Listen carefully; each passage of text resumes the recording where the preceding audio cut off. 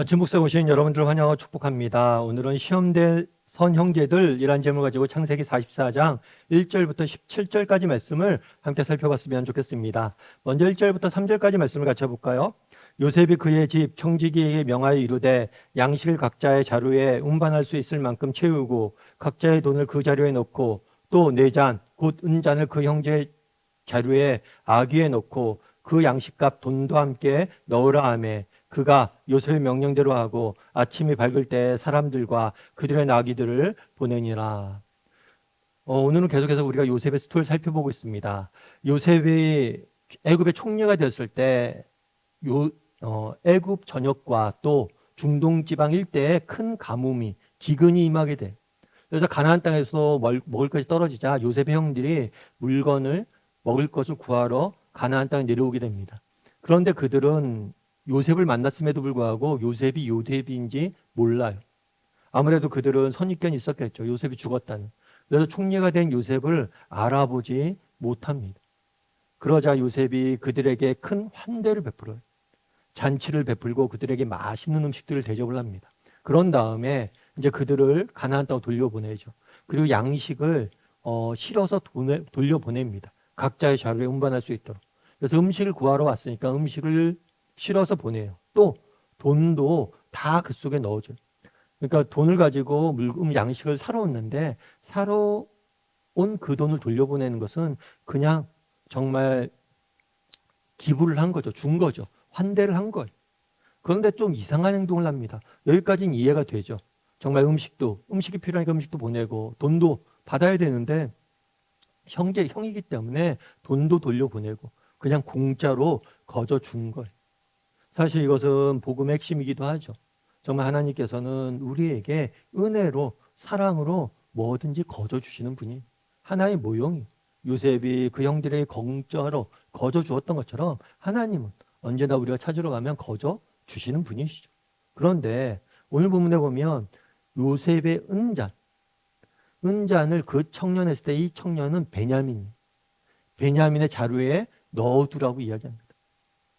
그렇다면 왜 은잔을 베냐민의 자리에 넣어두라고 했을까요? 이것은 시험하기 위해서예요. 무엇을 시험하냐면 형들을 시험하기 위해서입니다. 이 은잔을 숨겨서 갔잖아요.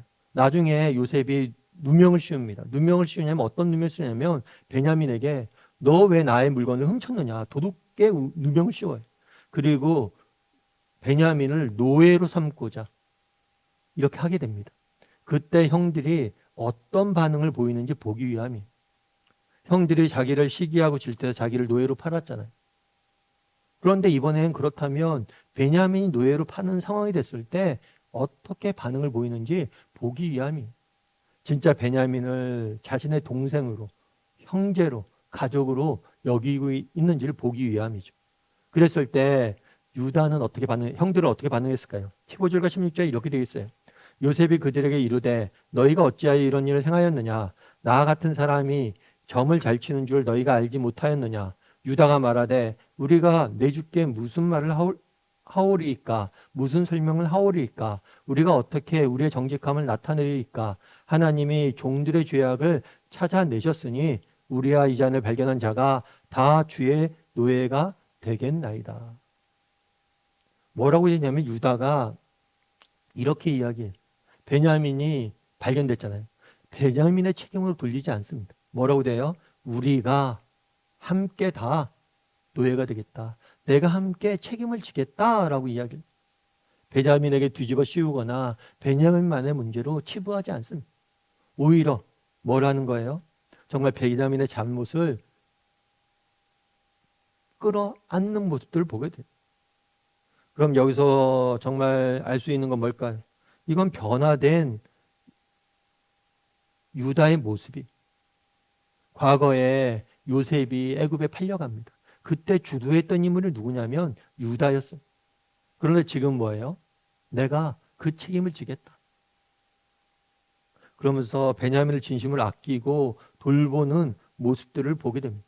그런데 유다의 말에서 또 한 가지 중요한 것들이 있어요. 그건 뭐냐면 하나님의 종들의 죄악을 찾으셨나이다. 하나님이 찾았다고 그래요. 사실 어떻게 보면 유다의 입장에서는, 그리고 베냐민의 입장에서는 지금 함정에 빠진 거잖아요. 그런데 뭐라고 그래요? 하나님이 종들의 죄를 찾았다라고 이야기를 해요. 왜 이런 이야기를 했을까요? 어쩌면 이 말 속에는 유다 안에, 그리고 요셉의 형들 안에 갖고 있었던 두려움과 죄책감을 보여주는 것. 사실 그렇죠. 정말 형들이 요셉을 팔았잖아요. 노예로 팔았습니다. 그런 다음에 그들의 마음이 편했을까요? 그렇지 않았을 거예요. 어쩌면 시기와 질투로 정말 요셉을 노예로 팔았지만 뭘 하길 원했던 거예요. 그 요셉이 정말 그렇게 죽은 줄 알았던 그 아버지가 너무나 슬퍼하는 모습들 보게 되고, 또 하나님 앞에서 정말 이렇게 동생을 파는 이 나쁜 짓을 하고 우리가 과연 그 일들을 감당할 수 있을까? 하나님이 종들의 죄악을 찾으셨다. 이 얘기는 뭐냐면 정말 그동안 잘못했었던 그동안 자신들이 정말 요셉을 팔고 그로 인해서 쌓아왔던 그 내면에 있는 두려움과 죄책감이 이 말을 통해서 표현이 된 거예요. 결국에 하나님께서 우리에게 과거에 우리의 잘못을 아시고 벌하셨다라는 그런 고백을 하게 되는 거죠. 여러분, 사회학에 보면 이런 게 있어요. 응보적 정의라는 표현과 또 회복적 정의라는 표현이 있어요. 응보적 정의는 뭐냐면 잘못한 사람이 있어요.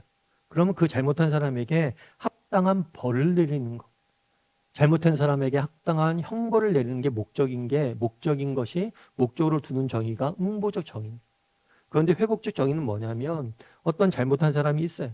그런데 그 사람에게 벌을 내리는 것보다는 뭘 한 거예요? 그것들을 어떻게 회복할 것이냐? 그것에 관심이 있는 거예요. 어쩌면 그날에 정말 유다나 요셉의 형들을 갖고 있었던 관점은 응보적 정일지 몰라요. 두려움에 빠져 있었던 거죠. 자신들의 잘못들, 자신들의 그런 것들이 과거에 요셉을 팔았던 그 잘못들, 그것들로 인해서 죄책감에 사로잡혀 있었을지 몰라요. 하지만 하나님의 정의는 그런 게 아니에요. 그들을 뭘 하길 원하시는 거예요? 회복하시길 원하는 거예요. 정말 그날에 요셉이 애굽에 팔려갔습니다. 애굽에서 노예 생활을 합니다. 물론 요셉도 굉장히 많은 고통과 고생을 경험했어요. 그런데 형들 역시 만만치 않았어요.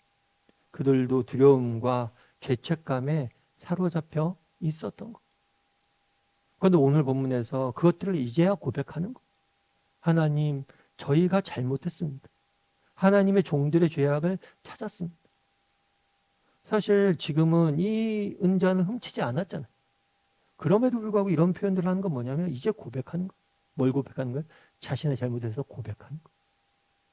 성경에 보면 요셉과 형들이 만난 장면을 굉장히 자세히 기록해 놨습니다.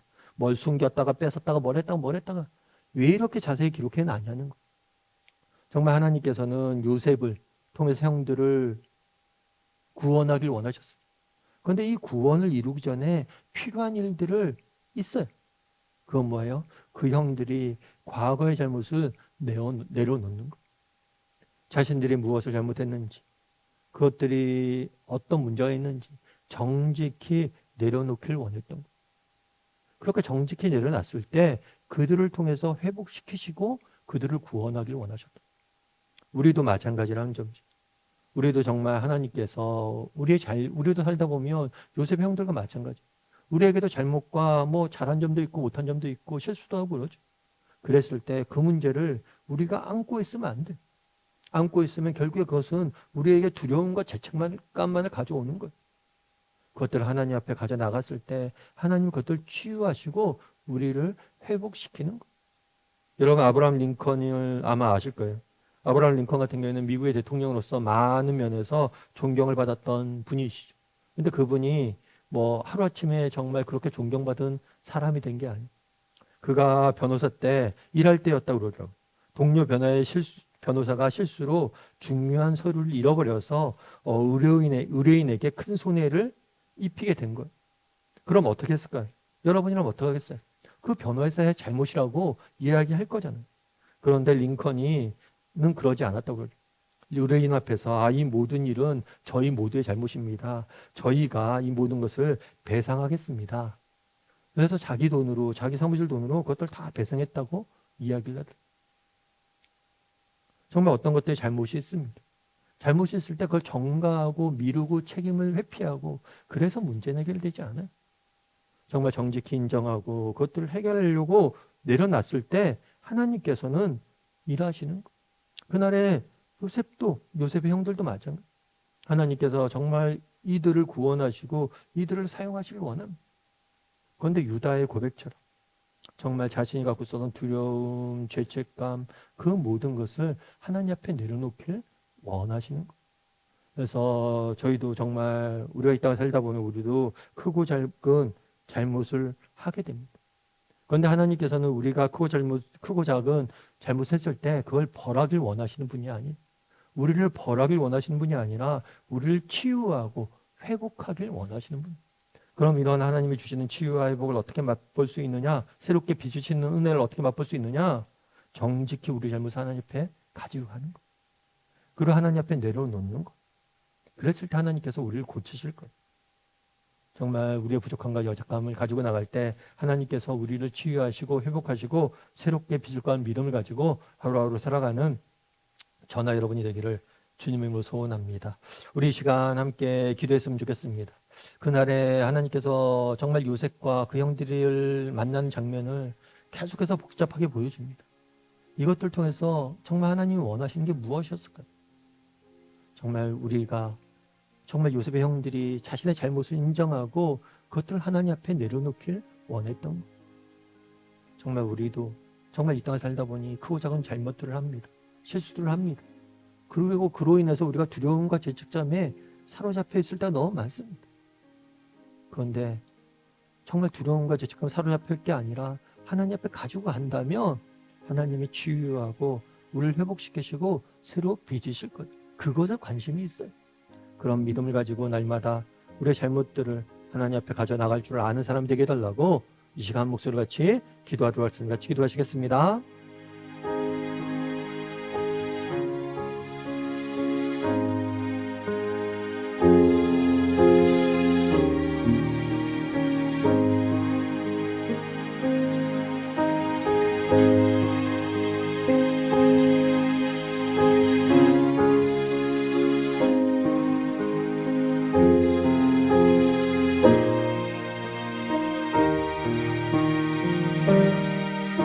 사랑하는 하나님, 그날에 정말 요셉과 그 형들이 제외하는 모습들을 보게 됩니다.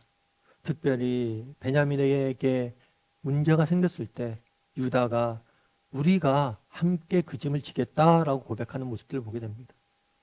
그러면서 하나님께서 우리에게 죄악을 찾으셨다 말하는 모습들을 보게 됩니다.